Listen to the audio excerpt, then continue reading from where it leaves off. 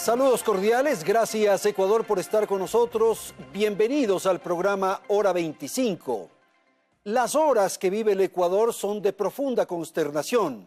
Nuestro país está de luto.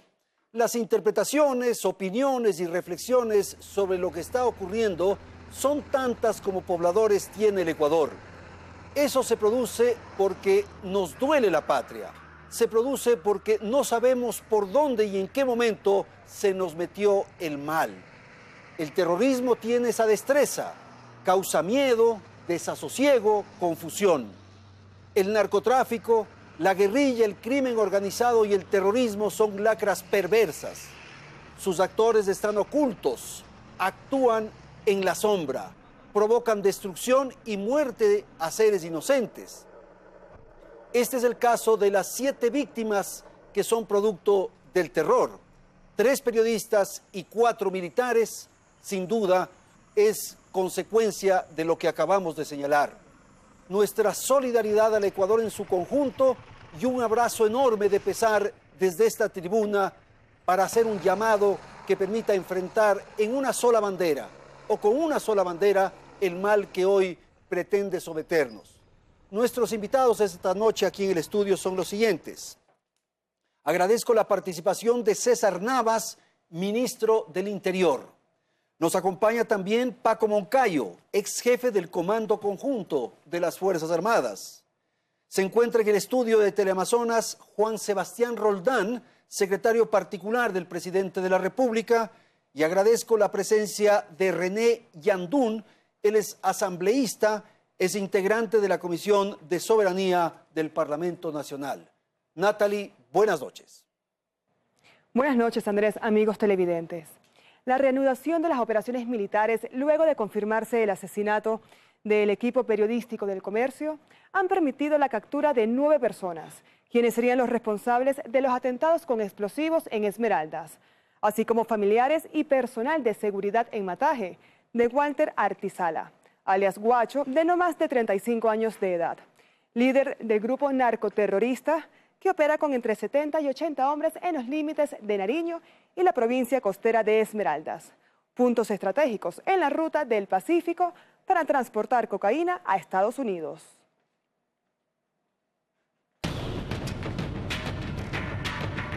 Los 9 detenidos que arrojó el operativo en la parroquia de Mataje, provincia de Esmeraldas, están a órdenes de las autoridades judiciales. 3 de ellos eran requeridos por la justicia para la investigación en torno al atentado que causó la muerte de 4 miembros de la Infantería de Marina en Mataje el pasado 21 de marzo. En el operativo se decomisaron municiones y armas de guerra que pueden derribar helicópteros.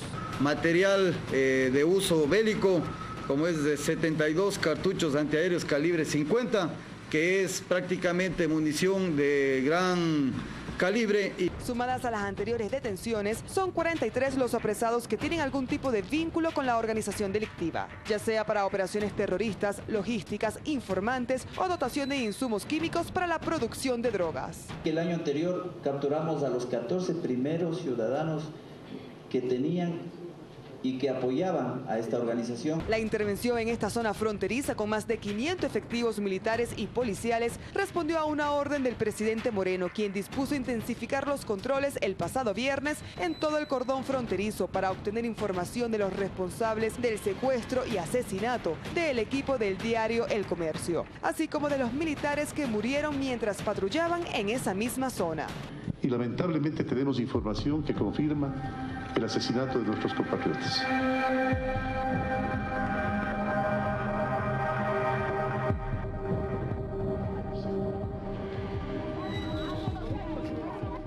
Moreno anunció con profundo pesar que el gobierno hizo todo lo posible para liberar al equipo periodístico, pero que los disidentes de la FARC nunca tuvieron la intención de entregarlos sanos y salvos. Aún sumido en el duelo, Ecuador busca recuperar cuanto antes los cuerpos de los miembros del equipo de prensa ejecutados en cautiverio.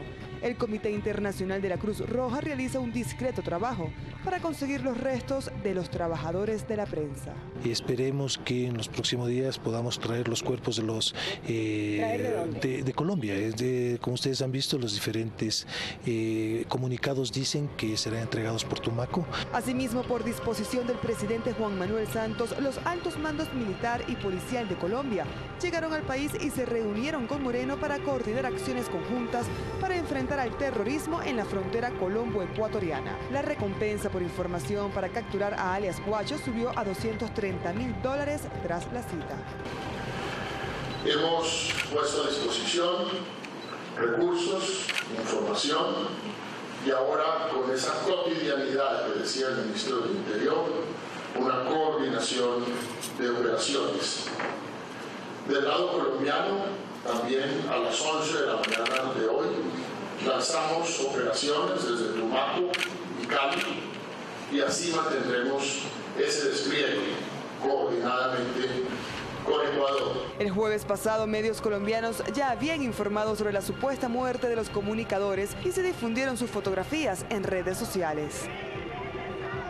Sin embargo, el ministro del Interior, César Navas, aseguró que no manejaba la confirmación de la información. Desde que se produjo el secuestro, hubo contradicciones entre los dos países sobre el paradero de las víctimas mortales. Hemos tenido acercamiento con las autoridades colombianas, quienes también han realizado un análisis y pericia a las fotografías y tampoco son concluyentes. Esa noche Moreno planteó un ultimátum a los captores. Les dio un plazo de 12 horas para que entregaran una prueba de vida que nunca llegó. En virtud de la vida, de la respetable vida, de la querida vida de nuestros compatriotas periodistas, hemos sido tolerantes en el extremo y hemos estado esperando y haciendo todos los procesos. Y como yo le dije en algún momento, estaba dispuesto a todos los sacrificios para que nuestros ciudadanos queridos regresen con vida. Pero no va más. Los 3 integrantes del equipo periodístico del Comercio fueron secuestrados el pasado 26 de marzo en la zona de Mataje, en la provincia de Esmeraldas, zona fronteriza con Colombia, cuando realizaban un reportaje sobre la creciente inseguridad en el sector a raíz de los atentados terroristas perpetrados en diversos puntos de la frontera norte del país. La confirmación de la muerte de Javier Ortega, Paul Rivas y Efraín Segarra causó gran consternación en el país, que se encuentra de luto. Les prometo que yo nunca imaginé. Vamos entonces a provocar esta conversación sobre el tema planteado. Ministro, quiero empezar con usted. El gobierno inició conversaciones, negociaciones con los captores. La tarea fundamental era salvar la vida de los compatriotas. Acabamos de escuchar al presidente en la nota y dice todos los sacrificios posibles para que nuestros compatriotas regresen con vida. Buenas noches. Buenas noches, Andrés, a los panelistas que hoy vamos a compartir este diálogo, a los conciudadanos. Así es, fue una disposición directa del presidente establecer absolutamente todas las opciones que nos permitan recuperar con vida a nuestros compatriotas. Se plantearon 4 escenarios. El primero era la negociación. El segundo escenario era que sean devueltos simplemente los secuestrados. El tercer escenario era realizar una intervención. Y el cuarto escenario también lo habíamos planteado claramente en el entorno del comité de crisis, que era el desenlace final que sucedió, ¿no? ¿Y en la negociación empezaron ya conversaciones? Se iniciaron conversaciones una vez que conocimos la demanda de parte de ellos, cuáles en esas demandas, y hubo un diálogo que no fue fluido. Por eso el presidente ha dicho claramente que nunca hubo la voluntad de parte de estos delincuentes, de estos terroristas, de devolver con vida a nuestros compatriotas. Todo hace pensar que ellos podían mantener con vida a nuestros colegas con el afán justamente de negociar acciones posteriores. Así es. ¿Qué es lo que les puso nerviosos? Miren, ¿ustedes iniciaron un operativo? No, en absoluto, y quiero dejarlo muy claro. A partir del día 26 que se conoce el secuestro, se crea el comité de crisis, y en este comité que participaba el Ministerio de Defensa, el jefe del Comando Conjunto, el Ministerio del Interior, el Comandante General de la Policía, Fiscalía General del Estado, el Defensor del Pueblo, los familiares y un representante de los medios de comunicación, una de las primeras acciones que se toma es suspender todas las operaciones que comprometan la integridad física de nuestros compatriotas. ¿Y usted tiene una hipótesis de por qué es que los ultimaron a los periodistas? Mire, yo reitero, nunca hubo la voluntad, Quisieron ganar o tiempo o tratar de, con estas acciones, amedrentar a nuestro país o con estas acciones de terrorismo. Recordemos que han existido algunas acciones, pero sin duda esta, así como el fallecimiento de nuestros 4 valientes miembros de la Infantería de Marina, provocan en la sociedad, en la comunidad, una conmoción, ¿no? Y es lo que a veces buscan estos delincuentes. General, por favor, sobre este episodio particularmente. Hay que entender la amenaza, hay que entender lo que ellos buscan, hay que entender que no estamos enfrentados a amenazas tradicionales con las que se puede dialogar, con las que se puede negociar. Estas amenazas son sumamente complejas. Me parece que de esto venimos hablando mucho tiempo, pero hemos hecho poco en todo ese tiempo. El crimen organizado trabaja en unas redes complejísimas, con nodos de conducción, de logística, con expertos en guerra cibernética. Son maestros en manejar operaciones psicológicas. Tienen más dinero que los estados. Entonces, luchar en contra de este tipo de amenazas es difícil, es complejo. Negociar en este caso. ¿Cuál habría sido el fin, el objeto para ellos de negociar? ¿Y por qué haber asesinado a estos 3 ecuatorianos? El terrorismo es eso. El terrorismo no se limita a matar 3 personas. Acuérdense de Achilles Lauro, acuérdense de Estocolmo. No era que iban a matar a unos deportistas, atletas. El objeto de ellos es hacerse conocer, demostrar poder, aterrorizar a la gente, generar miedo, generar desconfianza entre la gente y el gobierno, generar desconfianza en las Fuerzas Armadas. Es decirles, vean, no están defendidos, vean, podemos tomarles 3 periodistas, matarles y no pasa nada. Este es el tipo de amenaza y esto es un acto de terror. El acto de terror es profundamente psicológico. Por eso es que la sociedad ecuatoriana debe comprender y no caer víctima de lo que ellos buscan. Paralizarnos por el miedo. Pero había que negociar, general. Había que negociar, por supuesto. Mire. ¿Se negocia con el Estado? Mire. ¿Qué significaba? Que mañana en el futuro se capturaba a otras personas y se imponía decisiones políticas, decisiones de Estado. Bueno, es que ese es el problema del estadista. Muchas veces el estadista se encuentra con decisiones que no tienen solución buena. Entonces, esto yo enseño en liderazgo, cuando ambas decisiones son malas. Negociar es malo, no negociar es malo. ¿Qué es lo que debe inspirar la decisión? Los valores, los principios. El Estado sirve para defender la vida, para proteger a la gente. Entonces, moralmente, había que defender la vida de estas personas. Esa era la primera tarea. A mi juicio. General Yandún, por favor. Bueno, yo considero, buenas noches, sí. panelistas, y un sentido de pesar a todos los familiares de los 7 hermanos ecuatorianos fallecidos. La negociación. Yo partí y lo había anunciado por los medios, indicando que el canje, que era una de los pedidos, era posible, era factible. Pero llegar a una negociación con un grupo subversivo, mínimo, ínfimo, que está fuera de la ley de Colombia, eso no era posible con una política de Estado que es del Ecuador. Eso no era negociable. Por lo tanto, yo pedía más bien que haya la intervención diplomática de parte del Ecuador y la intervención de las Fuerzas Armadas colombianas para que puedan cumplir con todos los acuerdos, con todos los convenios que están vigentes y que simplemente el gobierno actual puso a un lado, se ni siquiera le dio la más mínima importancia a lo que estaba... ¿A qué no le dio la más mínima importancia? A lo que estaba sucediendo en Esmeraldas. Y tampoco a los secuestrados. A tal punto que el fiscal general del Estado colombiano indicó de que eso era una responsabilidad de los ecuatorianos porque estaban en territorio ecuatoriano. Pero el propio presidente Santos hizo esa declaración. Dijo que se trataba de un ciudadano ecuatoriano, el Guacho, y que era en territorio ecuatoriano. Claro, posteriormente le trasladaba la responsabilidad de la afirmación del fiscal.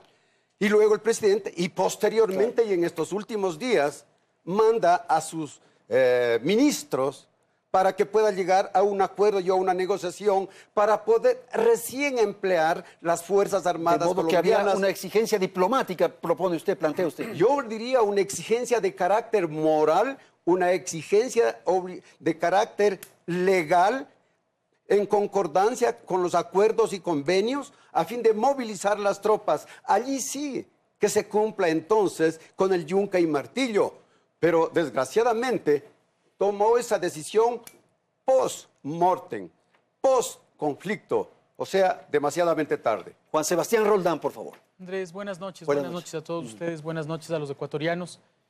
Hemos tenido que vivir de los días más tristes que ha vivido el Ecuador en su historia. Enfrentar a los familiares que con muchísimo dolor nos reclamaban como gobierno que pudimos hacer más, nos llevaba a disculparnos de entrada, a no dudar de que si es que nos equivocamos tendríamos que irnos a un lado. Sin embargo, es fundamental que el Ecuador entienda qué es lo que estamos enfrentando hoy día. El enemigo no está aquí. El enemigo ni siquiera es del gobierno colombiano. El enemigo es un problema estructural de la frontera entre Ecuador y Colombia que responde a el tráfico de drogas, que es enormemente lucrativo y que está produciéndose en Colombia y que estaba saliendo por el Ecuador. Es a ese enemigo al que tenemos que enfrentar. Es a un enemigo que no tiene códigos, que no tiene valores, que secuestró a tres compañeros ecuatorianos y los mató por la espalda. Es a ese enemigo al que el gobierno ecuatoriano le va a enfrentar y le va a dar caza. Y a ese enemigo al que no le va a dar tregua hasta que abandone nuestro país. Yo, de la mano de lo que planteaba hace un momento el general Yandún, el gobierno ecuatoriano todo el tiempo exigió a Colombia, no conminó, no pidió, exigió a Colombia que ocupe su lugar en la frontera, porque el lugar de la frontera de Colombia hacia el Ecuador está abandonado. Y nosotros estamos viviendo las consecuencias de una guerra inconclusa en Colombia. Por eso los ministros de Colombia están en el Ecuador, porque el presidente Moreno exigió al presidente Santos que venga el ministro de Defensa. Colombia nunca movilizó sin dar cumplimiento a los convenios que están firmados desde 1981, desde el 2008, el 2014 y actualmente en enero.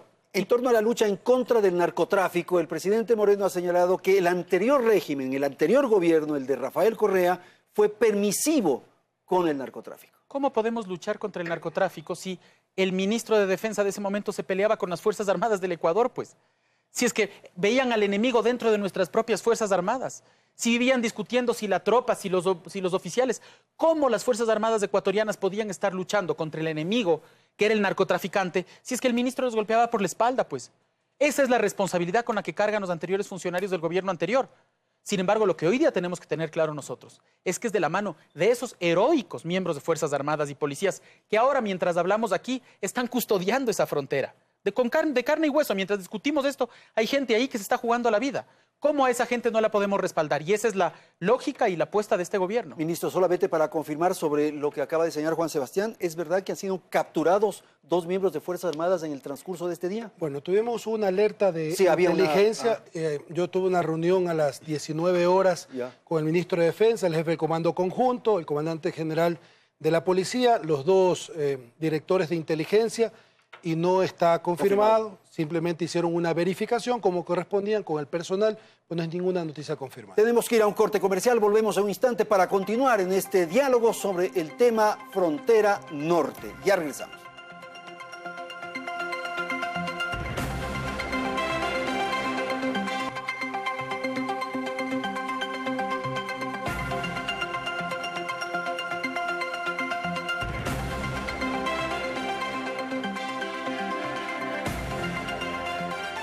Efectivos militares de Colombia y Ecuador están a la casa del jefe del grupo narcoterrorista que mató en cautiverio a los 3 integrantes del equipo de prensa del comercio, cuyos cuerpos no han sido recuperados hasta esta hora. En los últimos 4 meses se responsabiliza al disidente de las FARC, Guacho, de haber perpetrado 9 atentados a miembros de las fuerzas públicas de Colombia y Ecuador, a civiles y a infraestructura estratégica de la frontera colombo-ecuatoriana.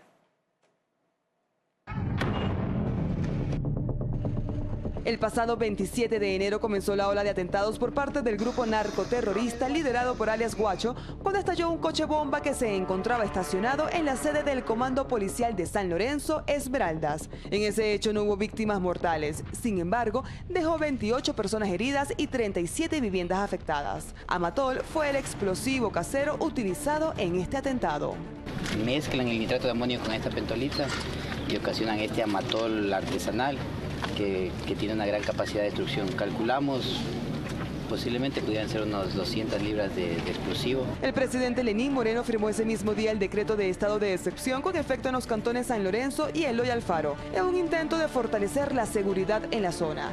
Sin embargo, a 2 días del primer acto terrorista empezaron a registrarse otros, aunque en menor escala. Obviamente muy asustados por todo lo que ha pasado, pues y sigue sucediendo. El 17 de marzo otra detonación fue registrada cerca de un retén naval de la Armada del Ecuador en la localidad de Borbón, en el cantón Eloy Alfaro. El hecho no registró víctimas mortales ni heridos de gravedad, pero hubo daños materiales de infraestructura.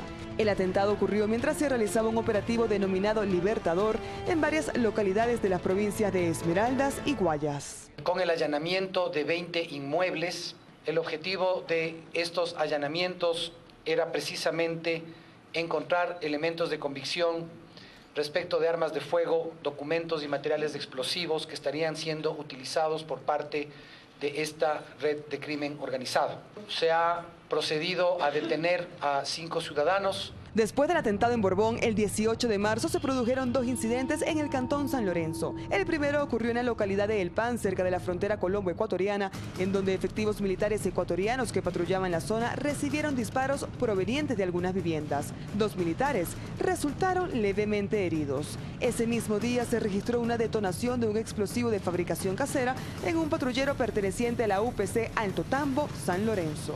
Es delincuencia organizada que está siendo afectada, muy afectada, estrangulada económicamente en este momento con la incautación de drogas, incautación de precursores químicos, con la detención de parte de su organización.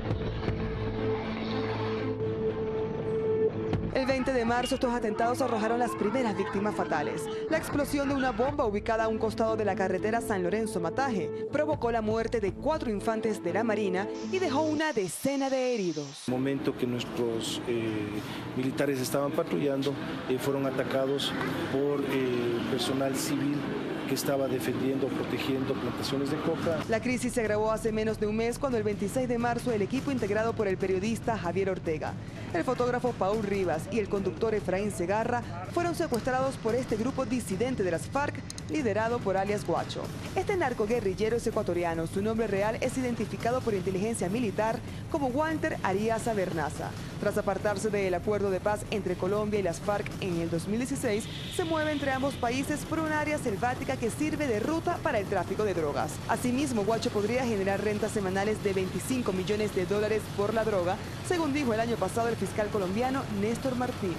Estuve en el movimiento por 10 años, en el movimiento guerrillero de las FARC, sí. Tuve un rango de comandante de guerrilla. Nosotros no nos acogemos al proceso de paz, no era porque no estuviéramos de acuerdo, sino que hubo una desigualdad en los guerrilleros medios, sí, y la tropa. Tristemente, el pasado viernes el gobierno nacional confirmó la muerte de los 3 profesionales de la comunicación. 10 días antes de este siniestro hecho, se registró la detonación en una zona cercana al puente en la parroquia Viche, cantón Quinindé, de la provincia de Esmeraldas. Bien, vamos a ir a la segunda parte del programa. Ministro, hemos perdido soberanía en una franja limítrofe entre Ecuador y Colombia. En absoluto. Tenemos presencia plena. Totalmente. Yo quiero demostrar, no sé si puedan pinchar esta foto. En esta cámara de ahí. ¿Cuál de acá? Bueno, aquí tenemos las dos realidades. Esta parte es Ecuador con cultivos de palma y acá tienes Colombia con cultivos de coca y tienes el río Mataje. Esa es la realidad de la frontera. Pasando el río hay sembríos de coca. Ecuador tiene presencia física permanente como Estado y control. Lo conversábamos en el espacio de los comerciales. Nuestros militares, nuestros policías patrullan Mataje, El Pan, son poblaciones que están en el límite político internacional. No ha perdido soberanía, sino que es una zona compleja, sin duda alguna es un teatro de operaciones complejo. La condición geográfica de esta zona de operaciones es compleja. ¿Por qué se agravan un poco las cosas o por qué tenemos estas vivencias actualmente? Desde el mes de octubre del año pasado, en este proceso que llevaba a Colombia, ¿verdad?, en la desmovilización de los miembros de la FARC, no todos fueron a las zonas veredales y unos conformaron estos grupos armados organizados residuales. Y se atomizó el delito en la frontera y hay una disputa interna en Colombia, en esta franja, para ocupar estos espacios. Bueno, pero si es en Colombia, ¿por qué nos afecta a nosotros? Ya vamos para allá, porque justo han aprovechado la cercanía y han tratado de captar a la población ecuatoriana, a ciertas poblaciones, ya sea por la extorsión, por las amenazas o a veces por el tema económico, para que vayan a hacer su soporte logístico o vayan a cultivar coca. Y para crear una franja en la cual ellos puedan operar con libertad, ¿esa es la idea? Sí, han querido hacer eso, pero yo les decía, a partir de octubre, tanto Fuerzas Armadas como Policía Nacional intensifican sus operativos y fortalece su presencia en la frontera. Y ahí comienzan las detenciones, comienzan las incautaciones y sobre todo el debilitamiento de esta estructura. Son estructuras donde su motor son la economía del narcotráfico. Se ha afectado, Andrés, en más de 600 millones de dólares a estas estructuras del delito. Ahora, este hecho, este desenlace con los colegas periodistas, usted señala que no se produjo porque había un operativo de Fuerzas Armadas ecuatorianas que los pudo haber puesto nerviosos. Pudo ser que había enfrentamiento entre células residuales, como usted dice, o pudo haber sido por las capturas que hizo Ecuador en territorio nacional. No, mire, yo quiero aclarar el tema de las capturas. O sea, nosotros recibimos un atentado en Viche que salió en la nota, sí, y tuvimos que actuar como debe actuar un Estado, ¿verdad? Por eso el tema de la negociación para la liberación y el canje estaba corriendo en paralelo, pero hubo una detonación, un acto de terrorismo que quería afectar una infraestructura del Estado y fueron capturados 9 personas, entre ellos los que pusieron los explosivos. ¿Y eso cree usted que puede haber sido el detonante para esta definición? En absoluto, porque mantuvimos todavía un par de comunicaciones y se le mandó en ese momento a Guacho, a estas personas, un video donde uno de los privados de libertad que iba a ser canjeado le dice todo el proceso que había realizado el Estado ecuatoriano en su conjunto para agilitar el proceso de darle su sentencia y ver si era posible un indulto. Coincido ahí totalmente con el señor general Moncayo, viendo el fin último que tiene que tener el gobernante, ¿verdad? Que es gobernar para los fines sublimes, ¿no? En este caso, la libertad de estas y la vida, personas. Y la vida, sobre todo eso. Juan Sebastián, hay quienes señalan que el gobierno ha permitido o ha conducido a esta posibilidad de exacerbar la relación y la situación en la frontera. Y esto se produce por ejemplo, estos acuerdos de operaciones conjuntas entre Colombia y Ecuador, que parecería fue un error. Debieron haber sido operaciones combinadas. El Ecuador es sede de negociaciones con el ELN, elemento adicional. Creo que hay que separar las cosas. Lo primero es que el gobierno en estas circunstancias tuvo el criterio, la convicción y el presidente Moreno le dio la orden a su gabinete de que el tema que nosotros debíamos proteger era la vida de las 3 personas, en primer lugar. Luego puede haber gente que hoy día se pregunta en su casa, ¿pero por qué nos metemos en la frontera? ¿Por qué no dejamos que pasen? Y la respuesta es sencilla, por 2 razones. Uno, porque esa droga se queda en el Ecuador, pues. Porque esa droga se queda en las escuelas de nuestros niños y nuestros jóvenes, en primer lugar. Y en segundo lugar, porque quitarle la vista a la responsabilidad de parar el narcotráfico sería una irresponsabilidad tamaña. ¿Cómo nosotros podemos decir que estamos cuidando nuestro territorio si campean por el norte gente que está llevando droga, pues? El Ecuador tiene la firme convicción, y el gobierno nacional la firme convicción, de luchar contra todos aquellos que están intentando dejar drogas en las escuelas de nuestros niños. Y solo se puede lograr si combates el tema estructural, que es de dónde está saliendo la droga. Si es que pasan decenas de toneladas, centenas de toneladas por el norte del Ecuador, es natural que se queden algunas en el país. ¿Y por qué usted tiene una tesis o una hipótesis de por qué durante los 10 años de Correa no se registraron estos atentados? Yo creo que lo que queda claro es que cuando comenzamos a generar un control fuerte, la cosa comenzó a moverse. Y es natural para cualquier persona, es lógica pura. Si es que habría habido los mismos controles antes, habrían tenido este problema anteriormente. Y también la desmovilización de las FARC y el fin del conflicto en Colombia ha llevado a que nosotros tengamos consecuencias. Nosotros vamos a enfrentar esas consecuencias con la fuerza del Estado y lo que sí le garantizo a Andrés, y esto es fundamental también, hacemos eso porque tenemos que brindar la tranquilidad y la paz a las familias del país de que hay un gobierno y un Estado que va a lograr vencer este grave problema. Una de las exigencias de los captores era justamente el tema de las operaciones conjuntas entre Colombia y Ecuador. Y eso habla bien de que el gobierno está haciendo su trabajo, porque si el gobierno no haría ese trabajo, no exigirían Quizás que paremos. no era ese el mejor mecanismo, eran operaciones combinadas. Es que estábamos haciendo operaciones combinadas, las operaciones conjuntas no existen. No hay operaciones conjuntas. Pero si eso es lo que reclaman los captores. Pero ellos no tienen el conocimiento, ¿no? Colombia tiene una realidad, tiene una guerra interna, no ha terminado de negociar todavía con el ELN. El problema de Colombia es uno, el problema del Ecuador es otro. Siempre el Ecuador nos negamos a ser parte de ese problema. ¿Por qué comprarnos una guerra que no es nuestra? Y que además tiene antecedentes históricos que no son los nuestros. Nosotros tuvimos reforma agraria en los años 60, reforma laboral en el 37. Colombia es otro problema. ¿Por qué teníamos que comprarnos el problema? Entonces, ¿por qué estamos en el problema? No. Es que hay que entender el problema. Este tipo de conflictos que hoy se llaman intermésticos, porque son internacionales y domésticos, provocan el desbordamiento del conflicto hacia nuestro territorio. Entonces hay que hacer operaciones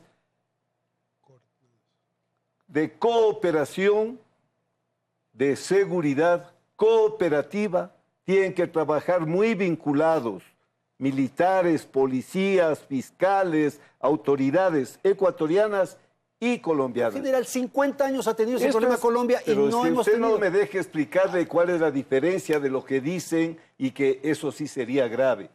Operaciones, en cambio, de defensa colectiva, quiere decir que se unen tropas colombianas y ecuatorianas, hay estados mayores de ecuatorianos y colombianos. El rato que hubiésemos aceptado esto, habríamos estado comprando un conflicto del otro lado. Además, aquí estamos siendo sede de las negociaciones. No puede ser. Entonces, no hay que oír a todos los que hablan porque muchos están hablando, no entienden bien lo que es seguridad cooperativa, lo que es defensa colectiva. Son términos también técnicos que no tienen por qué entenderse. Pero el Ecuador nunca entró y sería el peor error. No creo que este gobierno haya querido hacerlo. Pero ¿y por qué tenemos el problema? Tenemos el problema, le voy a decir por qué. En este sector operaba una columna de las FARC. Esta columna, Aldana era, ¿no? Sí, la Aldana. Era de las FARC, ya. Firmaron la paz.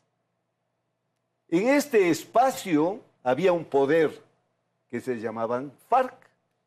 Cuando ellos firmaron la paz y salieron, quedó un vacío de poder que debía haber sido llenado por el gobierno colombiano. Al no pasar eso, entonces asoman estos grupos disidentes a ocupar el espacio de las FARC. Por eso el presidente se llama FARC. Pero general, eso es siempre en territorio colombiano. No, déjeme ahora le digo. Si usted tiene Tumaco con la mayor producción, el 36% de la producción de coca se da en el área pacífica de nuestra vecindad con Colombia. Departamento de Nariño, todo el departamento. Todo el departamento de Nariño y especialmente Tumaco. Esa coca tiene que salir y no hay duda que geoestratégicamente el corredor perfecto para sacar esa coca va por nuestro territorio. Entonces, usted tenía un statu quo, sigan nomás, no iba a haber violencia. El narco nunca... ¿Y eso ocurría en el pasado? Pero por supuesto que sucedía eso, por obvias razones. Mire, el 2016 hubo el informe de la UNDOC, de la Oficina de las Naciones Unidas para el Control del Narcotráfico. Estaba clarísimo que se estaba enfocando el centro de gravedad del problema a Nariño y de Nariño a Tumaco, y que eso iba a desbordarse hacia el Ecuador. El 2016, el Departamento de Estado de los Estados Unidos hizo un informe, pero clarísimo. Pero entonces me está dando la razón, pues. Pero general. entonces, ¿qué pasa? Cuando hizo el informe... Si había tanta información, ¿por qué se produce ahora? Salieron a reclamar el ministro del Interior, que era un informe falso. La función judicial, que era un informe... Ahí está. Todo lo que está pasando se supo, todo lo que está pasando se dijo. Y anteriormente, lo más fácil, negar, son los gringos que están mintiendo y culpándonos de algo. General Yadú, yo considero más bien de que el Ecuador ha sido víctima de los problemas internos de Colombia. Hemos sido demasiadamente humanitarios cuando los desplazados y los refugiados llegaron acá al Ecuador. Yo soy del Carchi, he vivido y vivo en la frontera, y miro qué es lo que sucede, y recordemos desde Sucumbíos. Este fue el primer corredor, pues, que fue utilizado para poder tomar posesión en ese lugar geográfica y luego conducir y llevar y transportar toda la producción de coca hacia el interior del país. Luego se utilizó la provincia del Carchi a través de Maldonado, Chicalto, Bardonoso, que hubo un muerto y que es de conocimiento del ministro, por asuntos inclusive mineros. Y luego últimamente pasa al sector de la costa del Pacífico o el corredor del Pacífico. Entonces, ¿por qué hemos sido víctimas?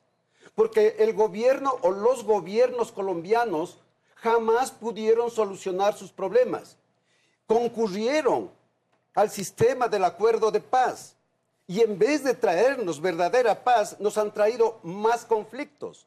Y una de esas cosas puedo demostrar en este mapa, en donde se confirma de que tanto en Nariño como en Putumayo se ha duplicado la producción.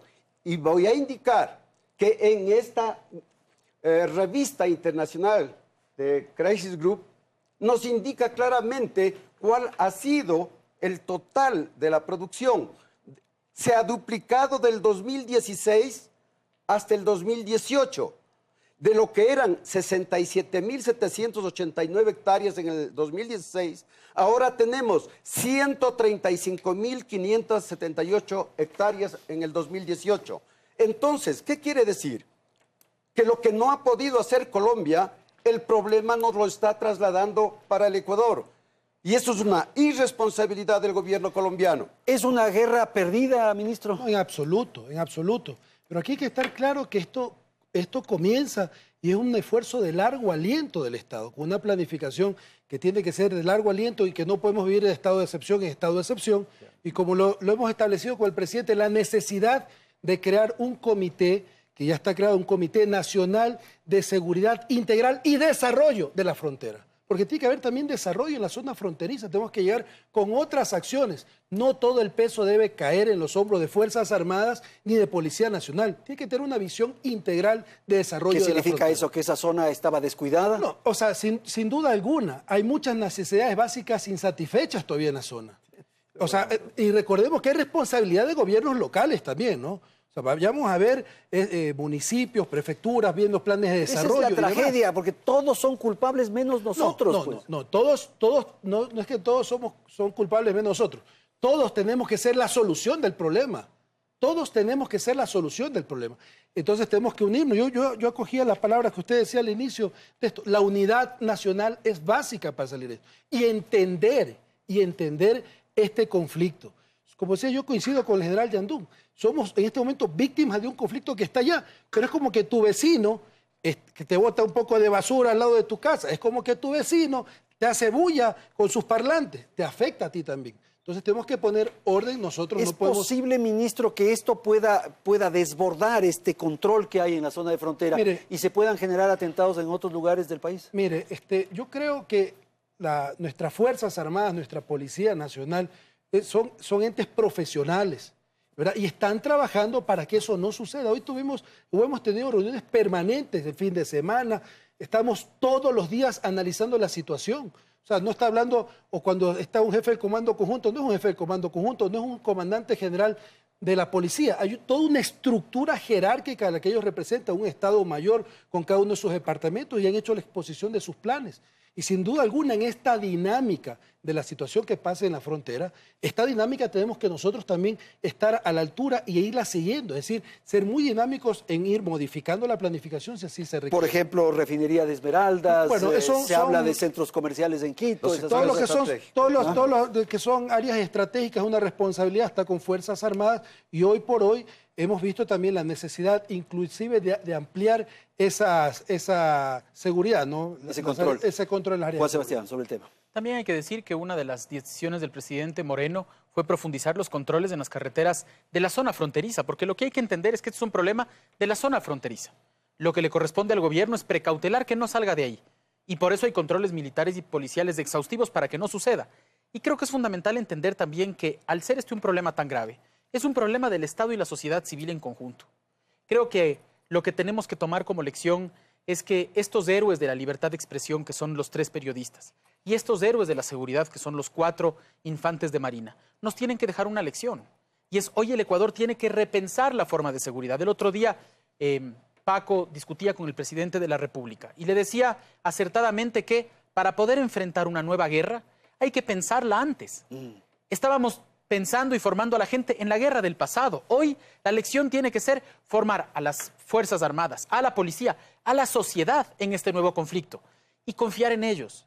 Repito, confiar en esas Fuerzas Armadas y policía porque solo en sus manos vamos a estar tranquilos. Yo creo también que es fundamental decir ahora, hoy día uno de los hermanos de una de las víctimas le comentaba a un periodista internacional que ellos están pidiendo abrir la información. Y hablé con el presidente Moreno antes de entrar en este programa. Y el presidente Moreno me decía, la lógica, la propuesta, la coherencia de este gobierno es transparentar toda la información. Y así lo haremos. Porque en esa transparencia es que la sociedad civil va a confiar en el gobierno. Y en la confianza del gobierno con las otras instancias del Estado es que vamos a poder vencer en este difícil momento del país. General, la verdad es el mejor elemento. Vamos a ir a una pausa y volvemos en un instante.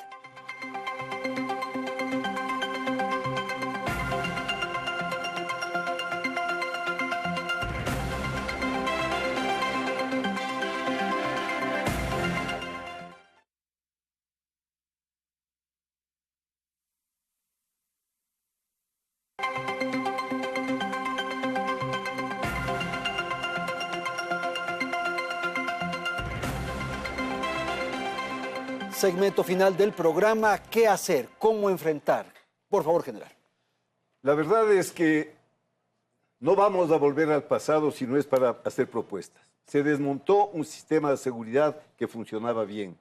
Se creó un sistema que contradice inclusive la propia teoría de las políticas de defensa. Se dice la defensa es no un tema militar, policial, la defensa es un tema del Estado. Sin embargo, cuando se crea el sistema, se crea con 4 ministerios. La seguridad antes era concebida en 4 frentes y estaban todos los ministerios, porque la seguridad no es un tema de un Ministerio de Defensa o de un Ministerio de Relaciones Exteriores. Hay que cambiar el modelo. No digo regresemos al modelo anterior, era un muy buen modelo. Con ese modelo salimos del conflicto del 95 impecablemente. Con ese modelo enfrentamos 3 o 4 crisis nacionales internas sin un derramamiento de sangre. Bueno, hay que revisar el modelo. Es importantísimo. El modelo de seguridad. El modelo de seguridad. Ya. Hay que revisar la doctrina. Yo personalmente creo que estamos rezagados en doctrina. Todavía se enseña, por ejemplo, el principio de la conjuntez. Quiere decir que operan Marina, Aviación y Ejército, eso ya se acabó. Hoy son operaciones interagenciales.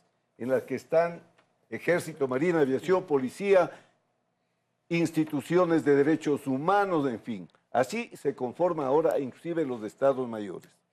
Necesitamos restablecer las relaciones de cooperación, volver a crear la Oficina de Cooperación para la Seguridad con los Estados Unidos. Ellos tienen recursos, dinero, tecnología que no tenemos. Fue un desastre por ideologizar la seguridad y haberse deshecho de ellos. Tenemos que aprender bastante de Colombia. Ellos ya tienen 50 años peleando, entonces hay colombianos ahora en el Medio Oriente, están, porque como tienen experiencia los contratan. Entonces tenemos que hacer todo esto y hacer algo más importante. Tenemos que entender que esta no es la frontera norte. En el informe del 2016 del Departamento de Estado dice clarísimo, el cártel del Golfo, el cártel de Sinaloa están en el Ecuador, dicen, del puerto de Guayaquil, del puerto de Manta, se conectan hacia Centroamérica transportando drogas. Desde el Ecuador se siguen enviando al Perú y a Colombia precursores. Entonces, esto quiere decir que hay que ver el problema en su totalidad. Verle al guacho, que puede estar muerto mañana, ver la frontera norte es ver un árbol o una pequeña parte del bosque. Tenemos que tener una visión total, un concepto estratégico global de seguridad. Ok, General Yandún, bueno, yo ¿cómo considero enfrentar el tema? César decía que las Fuerzas Armadas están trabajando. Yo me pregunto, ¿en qué condiciones? Yo diría bajo mínimo. Por eso el primer punto que yo considero que se debe tomar en cuenta es el fortalecimiento de Fuerzas Armadas. Si no hace eso, no podemos continuar con el resto de programas que podamos abrir dentro del campo político, económico, social, si es que lo militar no damos cobertura en primer lugar. En segundo lugar, yo creo que tenemos que revisar todos los acuerdos y convenios, no solamente vecinales, porque no se han cumplido, sino también transnacionales, como por ejemplo el de la ONU. Quiero decir también de que tenemos que revisar el tema de la política exterior, que haya coherencia entre la política del presidente de la República, que es la representación del Estado ecuatoriano, con quien la ejerce y la ejecuta. Yo creo también que aquí tenemos que tomar un tema muy importante, la droga. ¿Por dónde se la está conduciendo y por dónde está más bien siendo más atractiva? El 80% está siendo transportado por vía marítima. El 20% entre 10 y 10 vía aérea y vía terrestre. La pregunta es, ¿cómo detener el tráfico de la droga? Narcotraficantes, narcoguerrilleros o narcoterroristas, como querramos llamarlos, pero no hay medios con que hacerlo. Necesitamos también que haya nuevas leyes. Legalmente, todo el sistema jurídico de Fuerzas Armadas está caduco, obsoleto, porque el señor Correa solo manejaba mediante decretos ejecutivos. Y aquí tenemos nosotros todos los problemas que están por escrito, con soluciones, pero a través de las leyes vigentes no hay cómo hacerle. Y luego también la actualización del ordenamiento jurídico para las Fuerzas Armadas. Juan Sebastián Roldán. Creo que hay 4 puntos con los que cerrar esta discusión. El primero, que no gane el miedo. No se los vamos a permitir. El gobierno nacional va a hacer justicia. El gobierno nacional va a desplegar todos sus esfuerzos, no solamente dentro del Ecuador, sino mañana cuando discutamos con los ministros colombianos. Nosotros vamos a lograr parar este tema y vamos a lograr darle tranquilidad a la gente. Ese es nuestro primer deber. En segundo lugar, quiero aprovechar este espacio para expresar nuestra solidaridad, nuestro acompañamiento con las familias, que son los que hoy, las familias de los 7 héroes de la libertad de expresión y de los héroes de la seguridad, que son los que más duro lo están pasando. Creo que tienen que saber que el Ecuador los acompaña. Y en tercer lugar, es fundamental agradecer a la mayoría de los actores políticos, sociales de este país, porque han tomado este problema con enorme responsabilidad. muy poca gente ha utilizado la politiquería para tratar de golpear a uno u otro miembro del gobierno. Es fundamental entender que si es que nosotros nos equivocamos, nos daremos a un lado. Y en poco tiempo estaremos fuera, así funciona. El presidente Moreno no cree en la reelección y en aferrarse al poder. Sin embargo, este es un problema que o lo enfrentamos en conjunto como país, o lo vamos a seguir viviendo. Y creo que con la actitud que el Ecuador ha tenido en los últimos días, es posible lograrlo. Ministro, con usted terminamos. Bueno, yo he planteado que hay que hacer acciones a corto, mediano y largo plazo. Corto plazo, sin duda alguna, estamos ya en un estado de excepción con una presencia en frontera con Fuerzas Armadas y Policía Nacional. Eso se va a seguir ejecutando. Coincido, es necesario fortalecer las capacidades operativas de Fuerzas Armadas y Policía Nacional para enfrentar este tipo de amenazas que no han de haber estado antes en el radar para poder hacer frente y combatirlas y sobre todo vencerlas.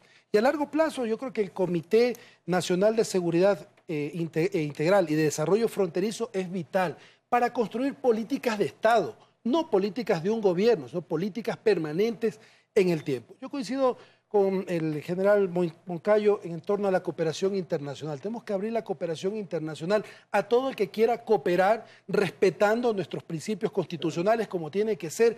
Pero esto es un problema que no solo es del Ecuador, no solo es de Colombia. Somos parte de toda una cadena donde están Nos dejamos ya la palabra imperio para otro lado. Muchos países que están involucrados. No, pero no solo lo Estados ideológico Unidos. También dejamos. No, totalmente, mire, yo creo que lo que decíamos, en el tema de seguridad no existen colores políticos. No existen colores políticos y no tienen que haber intereses políticos. La seguridad, el interés son de los 16 millones de ecuatorianos. Y los colores de la bandera nacional. Así es, esa es la que nos protege. Tiene que ser así. Y yo quiero finalizar esto, ¿no? Nuestro compromiso como gobierno, como autoridades del sector seguridad, hoy lo conversábamos con los señores generales, tanto de Fuerzas Armadas y Policía Nacional, no descansaremos, porque es un compromiso con las familias, con el pueblo ecuatoriano, no descansaremos hasta capturar a Huacho y que cumpla con la justicia. ¿Usted va a renunciar, ministro?